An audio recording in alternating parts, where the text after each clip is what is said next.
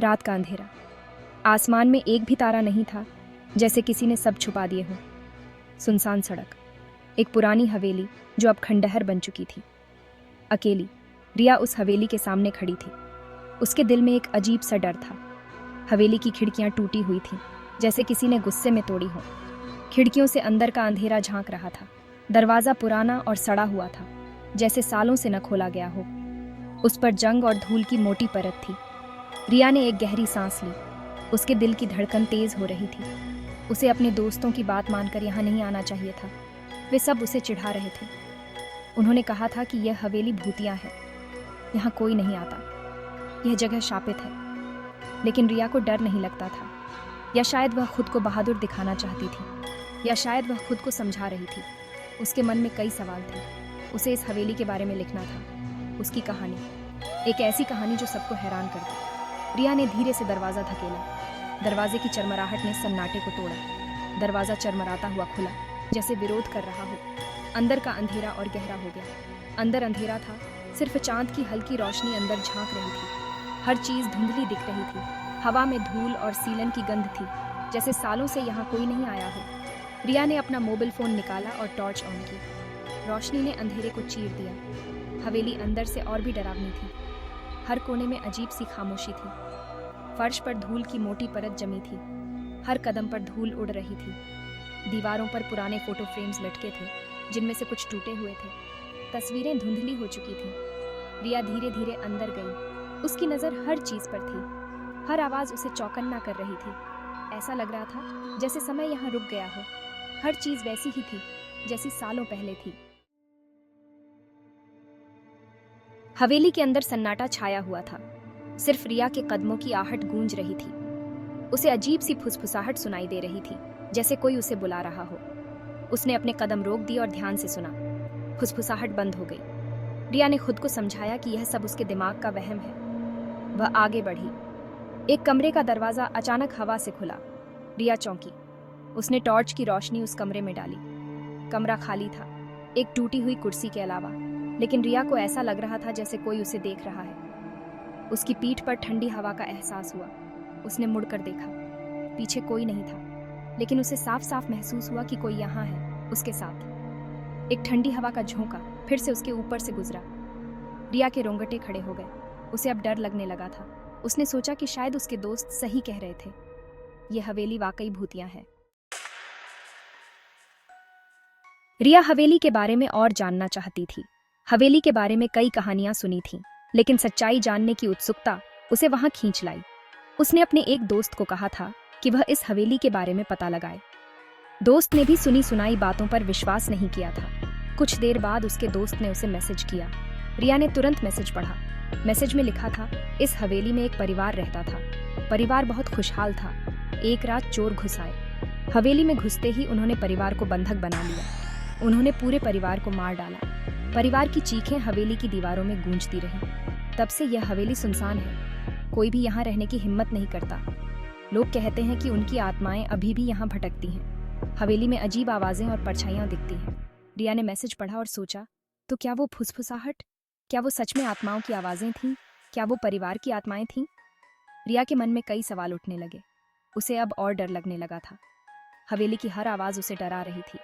उसने फ़ोन जेब में रखा और धीरे धीरे आगे बढ़ी। एक बड़ा हॉल था।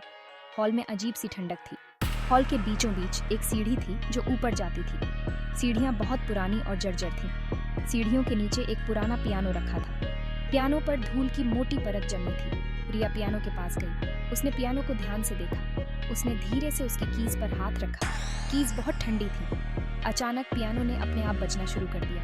रिया घबरा गई। उसकी धड़कनें तेज हो गईं। उसने पीछे हटते हुए टॉर्च की रोशनी पियानो पर डाली।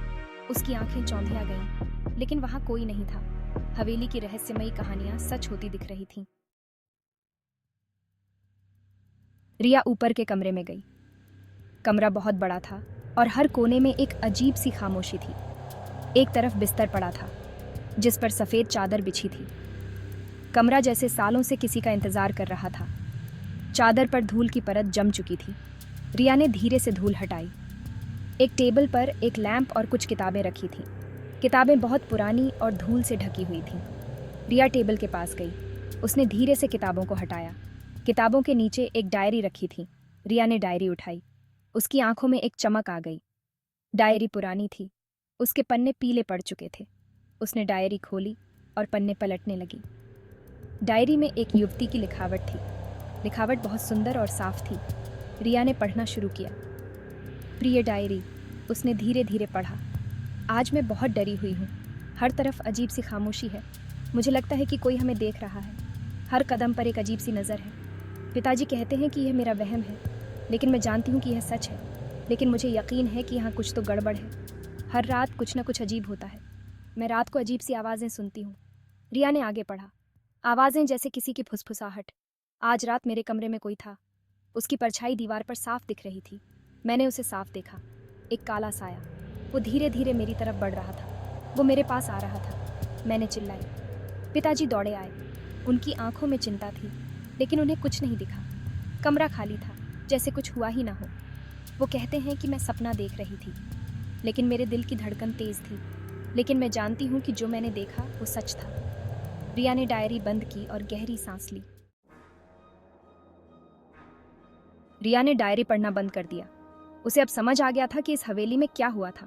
यह परिवार खतरे में था और अब उसे लग रहा था कि वह भी खतरे में है। उसे यहाँ से जाना चाहिए। अचानक उसने एक आवाज़ सुनी। एक खुरदरी, भयानक आवाज़। आवाज़ दीवारों से आ रही थी। जाओ, यहाँ से चले जाओ। रिया घबरा गई।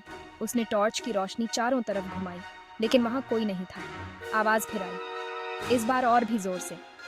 तुम भी हमारी तरह मर जाओगी। रिया ने डायरी टेबल पर रखी और तेजी से कमरे से बाहर भागी। वह सीढ़ियों से नीचे उतरी और हॉल में आ गई। हॉल में अंधेरा था। टॉर्च की बैटरी खत्म हो चुकी थी। रिया अंधेरे में ठोकरें खाते हुए आगे बढ़ी। उसे बस यहाँ से निकलना था। रिया अंधेरे में भागती रही। उसे समझ नहीं आ रहा था कि वह कहाँ जा रही है। उसे बस यहाँ से निकलना था, इस हवेली से, इस भयानक जगह से। अचानक उसने अपने सामने एक रोशनी देखी। एक हल्की सी रोशनी, जैसे किसी ने मोमबत्ती जलाई हो।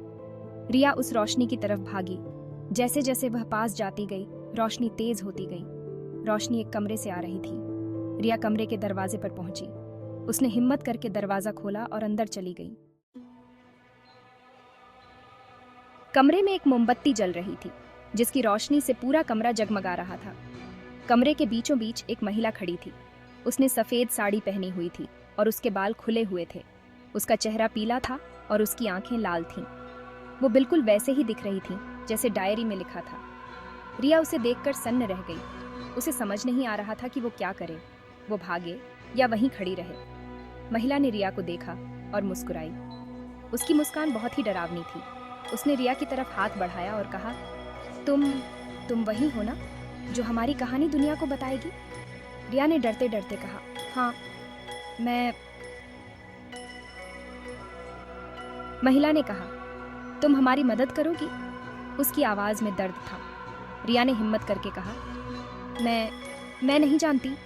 महिला ने एक कदम आगे बढ़ाया। रिया ने पीछे हटते हुए कहा, नहीं, मुझे यहाँ से जाना होगा। रिया मुड़ी और भागने लगी। वो जितनी तेजी से भाग सकती थी, भागी। उसे अपने पीछे महिला के कदमों की आहट सुनाई दे रही थी। वो उसे पकड़ना चाहती थी। रिया हॉल में आ गई। उसने मुख्य दरवाज़ा देखा। दरवाज़ा बंद था। उसने दरवाज़ा खोलने की कोशिश की, लेकिन दरवाज़ा नहीं खुला। दरवाज़ा जाम था। रिया ने चिल्लाकर कहा, कोई है? मुझे यहाँ से निकालो। लेकिन उसकी आवाज़ हवेली की दीवारों से टकराकर वापस आ गई। कोई उसकी नहीं सुन रहा था। महिला उसके पास आ गई। उसने रिया का हाथ पकड़ा। उसका हाथ बर्फ जैसा ठंडा था। रिया ने चिल्लाकर कहा, मुझे छोड़ दो, मुझे जाने दो। महिला ने कहा, नहीं, तुम हमारी कहानी दुनिया को बताए बिना कहीं नहीं जाओगी। रिया ने कहा, लेकिन मैं कैसे? महिला मुस्कुराई। उसकी मुस्कान और भी डरावनी हो गई थी। उसने कहा, तुम हम बन जाओगी।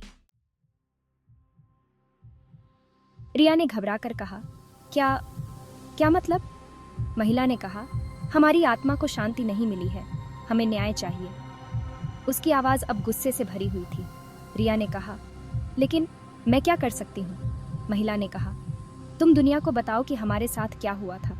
तुम बताओ कि हमारे कातिल कौन थे। रिया ने कहा, मुझे तो कुछ नहीं पता। महिला ने रिया की आंखों में देखा और कहा, तुम्हें सब पता है, तुम वो सब देख रही थी। रिया चौंक गई।